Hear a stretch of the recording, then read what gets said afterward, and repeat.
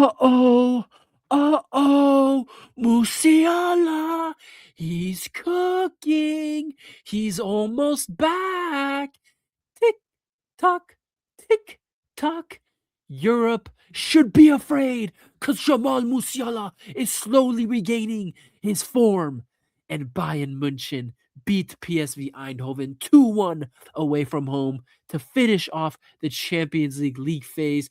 Unlike last year, this year, no playoffs needed. Second place, which is big news for us. We're going to talk about and look at the potential knockout bracket for Bayern later in the video after we break down the match. But a 2-1 win, Musiala masterclass. And to the haters out there, the Jonas URBIG haters, a Jonas URBIG masterclass as well, and man of the match performance for him. You guys, top 8 secure, 2-1 win away from home in Eindhoven, a bounce back victory after that sloppy shit we saw against Augsburg a couple days ago in the Allianz Arena. We bounce back, we get the win. Hamburg next, but before we even look that far ahead, let's talk about the game. You guys, like, subscribe, road to 1K, and let me know your thoughts on the match down below. And let's get into the analysiso, the analysisio, la patiti. 2-1. Vamos. Musiala. Musiala. You guys, I said this. And to the people that watch my post-match reactions every single time, you know I've been saying this. I said Bayern has not been at full strength. Even when we won 17 games in a row, I told you guys we're only at 60, 70% power. We are nowhere near full strength. You guys, Musiala. That goal today, excellent. But let's talk about the match in general. It was a tough game. I know I went on Zier's channel. Shout out Zier. Shout out Lewis. For the Sunday show, and I said I wanted World War II settings in this game, that I wanted ultimate bounce back revenge. But in the end, I was kind of speaking tongue-in-cheek. I expect that against Hamburg this weekend. Don't get me wrong. But in this game, I did not realize how much was at stake for PSV Eindhoven. I was under the assumption that they were securely in the playoffs, but they needed to basically win to get into the playoffs today, or at least get a draw. Or no, actually, they needed to win to get into the playoffs today. So, yeah. They were desperate, and they played like a team that was desperate. They made the game difficult for us. They created many dangerous scenarios. I won't say they created many dangerous chances. I think the defense did decently well today. This was just a PSV team taking the energy of their home fans and putting the pressure onto us. But realistically, barring like 2 chances and the goal they scored, they didn't create much. They created many dangerous situations. But again, that's why I say I credit the defense, because Upa is back in there, and the defense looks more secure, and the defense was dealing with a lot of the dangerous situations that PSV was creating. So credit to them, and obviously Jonas URBIG also made some big boy saves to keep this game in Bayern's control. So well done the PSV. The goal they scored by Saibari, you can't do anything about that. That's just a magnificent strike. The CEO of Neuer inside of me, you know, as the CEO of Neuer, you guys, I'm a CEO of many players, but I'm also the CEO of Neuer FC, if you didn't know. As the CEO, I feel like maybe Neuer could have saved that, maybe, but I won't be too harsh. It was a fantastic strike by Saibari. But anyway, the first half was back and forth. We had a couple of chances in that first half. Yeah, the outstanding players today, URBIG and Musiala, fantastic performance. The red shorts with the black kit was very interesting. Just a little off topic. I've never seen a Bayern team wear black or a dark top and red shorts like that. Like, that was bizarre to me. That was strange. But I think PSV was wearing black shorts today, right? So I think that's why we couldn't wear black shorts. So it was interesting it felt like I wasn't watching Bayern, even though it was Bayern on the pitch, the players on the pitch. I felt like I was watching a different team, just on the looks of things. But anyway, that was off topic. That was a little tangent. Yeah, first half ends 0-0. Second half, Musiala, man, this guy, man, he's so special. He's so special. And I have to be honest with you guys. I was worried about his comeback. I wasn't sure if he would come back the same player. But we saw it against Leipzig. We saw it the last couple games, even against Augsburg. He was one of the only players that played well against Augsburg, even against Augsburg. And today in this game, after 3 games of being back, He's already showing his previous level before the injury. He's already showing that he's going to play at that level again. And the scary thing for the rest of Europe and the great thing for us Bayern fans is this guy is still only 22 years old. He's going to return to his previous level pre-injury because remember, pre-injury last season, Musiala was the player of the year for us. He was carrying that attack for months. Remember that. You have to remember that. A lot of Bayern fans forgot.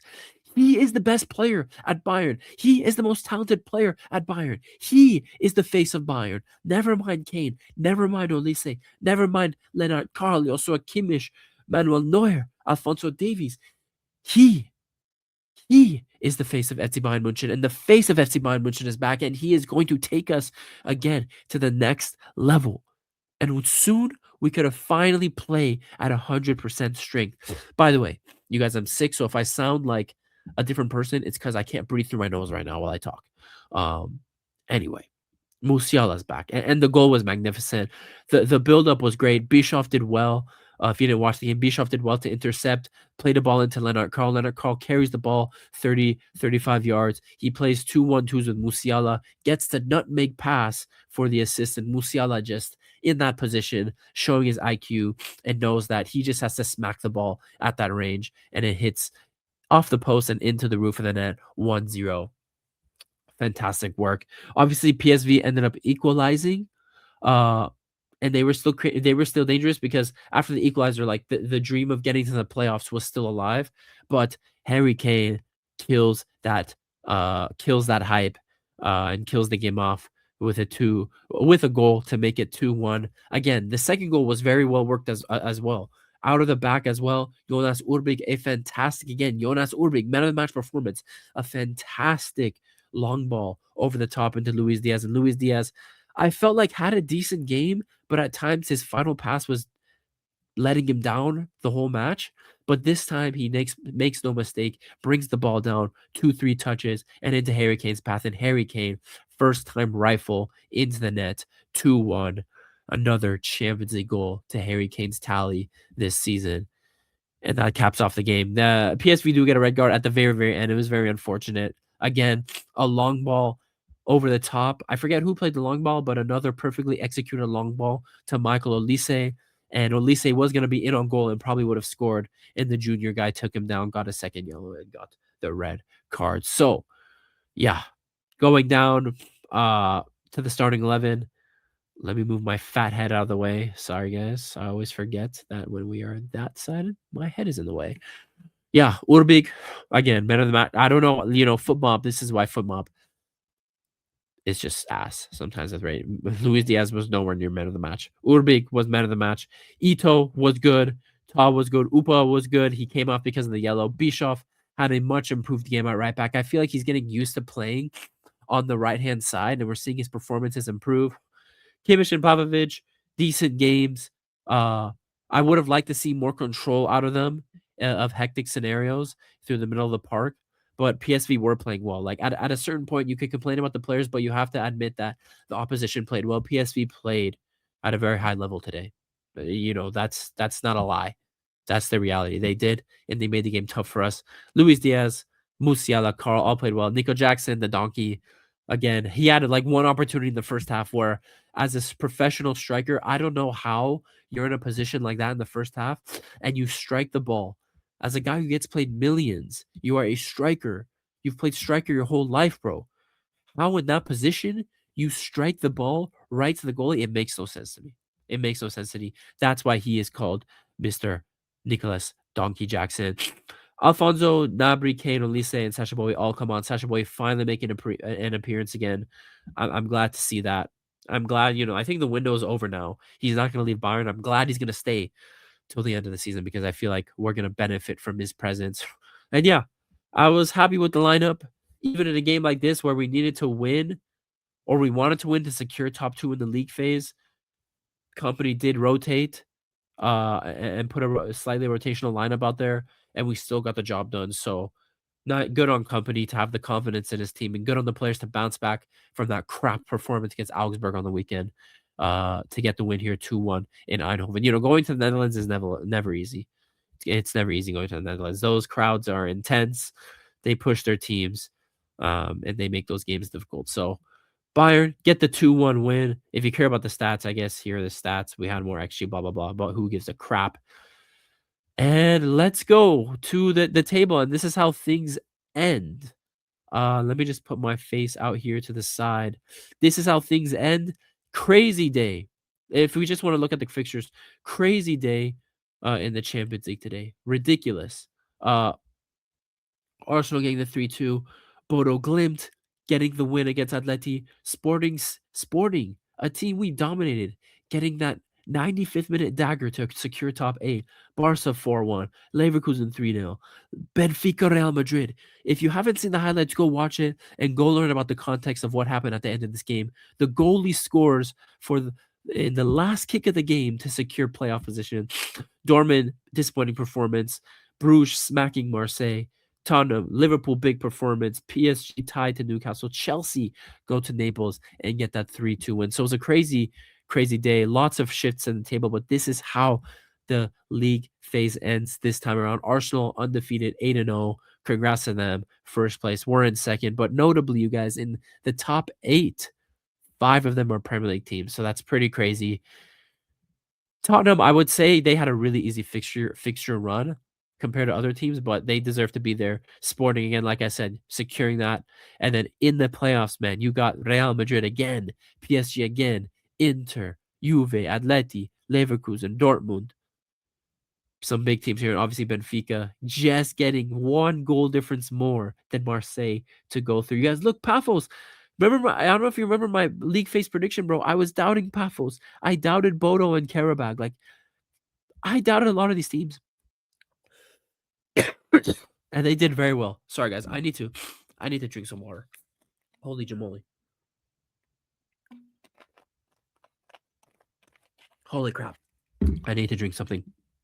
But anyway, that's how the league table ends. Now, let's go to the potential knockout brackets. So this is how we're going to end the video. Yeah, Bayern, obviously we can't be drawn in the same side of Arsenal. So that's great. If we play Arsenal, it would be in the final. But our potential opponents coming out of the playoffs are the teams you see over on the left-hand side next to the Bayern and Arsenal graphic, I guess you want to say, the badges. It's Dortmund, Olympiacos, Atalanta, or Leverkusen. So we have a good there is a high probability we come up against Leverkusen again in the round of 16 or a Dortmund clash in the round of 16. Because remember, with the new league phase format, you can face teams from the same league in the round of 16. It's not like the old format. So we could potentially come up against either Leverkusen or Dortmund. If we're being honest, with the odds, Olympiacos and Atalanta there, I could see both Dortmund and Leverkusen getting out of the playoffs. So we will play, in my opinion, either Leverkusen or Dortmund. So those will be massive games. I expect us to win. Anybody from those 4, I expect us to win. Honestly, stylistically speaking, it's Dortmund or Atalanta would be the toughest games for us. Those would be the toughest games for us in the round of 16. But I still have full confidence we beat anybody there. The rest of the brackets, we don't care because we only care about Bayern, the best club in the world. So yeah, this is how it plays out. And then the important thing, since we get that second place, we get every single return leg from the round of 16 quarterfinals and semifinals at the Allianz Arena. So this is why, you guys, the treble is loading. The opportunity is there. The Champions League is waiting for us. I predicted at the beginning of this season, before a ball was kicked, that we would at least make it to the Champions League final this year. The route is there. The path is there. We can absolutely do it. The squad is almost fully back, fit, and ready to go. Company ball is back. Let's get our momentum up. Let's rack up those wins once again, because we're coming for the treble. We're coming for the league. We're coming for the cup. We're coming for that UCL, that UCL, that UCL, UCL. I love the Champions League. I love the Champions League. I love the Champions League. Musiala. Musiala is back, and we're coming to take over.